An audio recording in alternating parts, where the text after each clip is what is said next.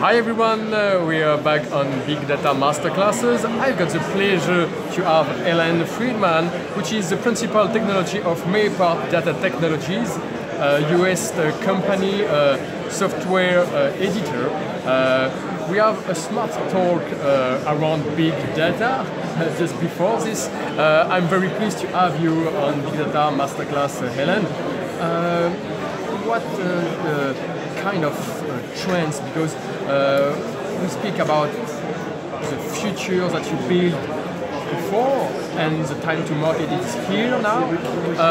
What are the trends that you detect, have you noticed in this congress, and what's the solution and the add value that you provide to industries? So thank you very much for having me, and thrilled to be here at Big Data Paris, and thrilled to be in Paris at all. This is a beautiful city. Very happy to be here. I find this whole movement of people toward big data, to using big data, to getting real value out of it very exciting. And we've seen quite some changes over the last several years. I think that where I see big data today is what I see at looking at the customers of MAPR Technologies. MAPR is a foundational big data platform. It's a single technology, a single code that is working with data at very large scale, both storage and a platform on which you build various applications, do machine learning and so forth. MAPR includes distributed files, NoSQL database, MAPR stream transport. All of it has open API, so it's a foundational technology, and it's used across a wide variety of different industries, from healthcare, financial services, oil and gas, manufacturing, retail, everywhere. So that's the perspective I have, is looking at how our customers are working with data and how they're extracting value from it. One of the first ideas I think is important to keep in mind, and I think this is very much true now, I think it's part of what's bringing people to big data, is that big data isn't just big. It isn't just a lot more data. It isn't a matter of just doing the same things that people have done before. But do you think, according to this, big data it's much more a way of thinking also, not about the volume of the data, but the way you're going to consider the data and to visualize your new business? I think for the people who are using this successfully and getting value out of it, it is very much a way of changing a way of thinking, a way of working. It isn't just plugging in a new tool. Big data is more than just big. You can actually ask questions and get answers because you're doing it with this aggregate of data at scale with much more flexible technologies. You can ask questions and get answers that you simply couldn't have asked before. And so it is really changing the way people do business.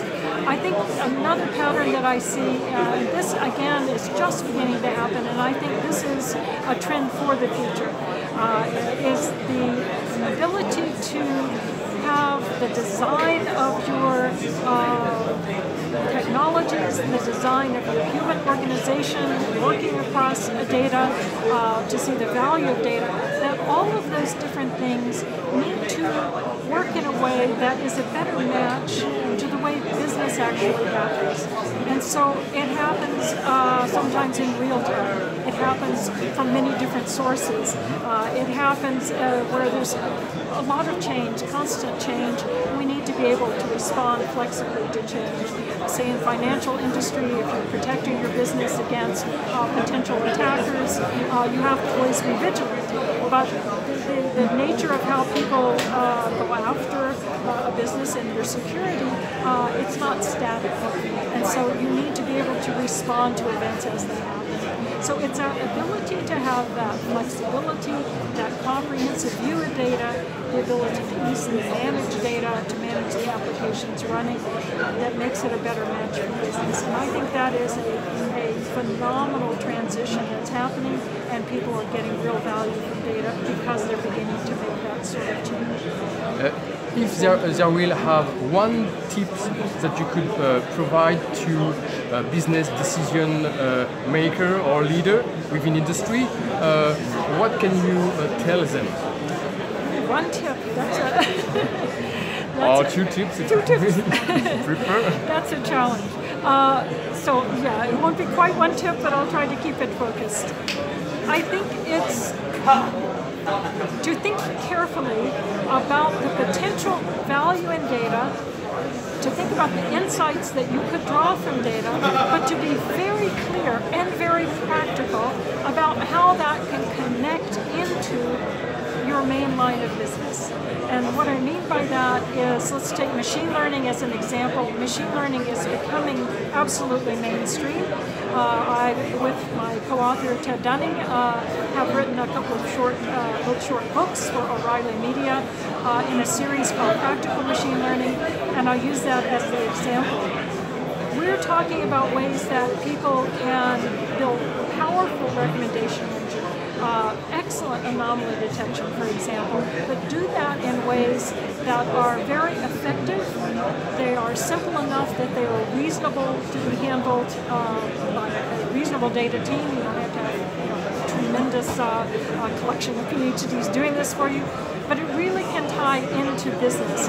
So as you get insights, maybe from machine decisions, you're really connecting those insights to action. You have some way to connect it back to practical goals for your business. And I think that is a big shift because it's making these techniques and the use of big data become central to what organizations do. And so my tip is to look at data, look at the potential value in it, but also keep in mind that there's a very practical route to build that in centrally to your business, not just as a specialized project. Thank you very much, Helen, for sharing your point of view. We are very pleased to have you on Big Data Masterclass.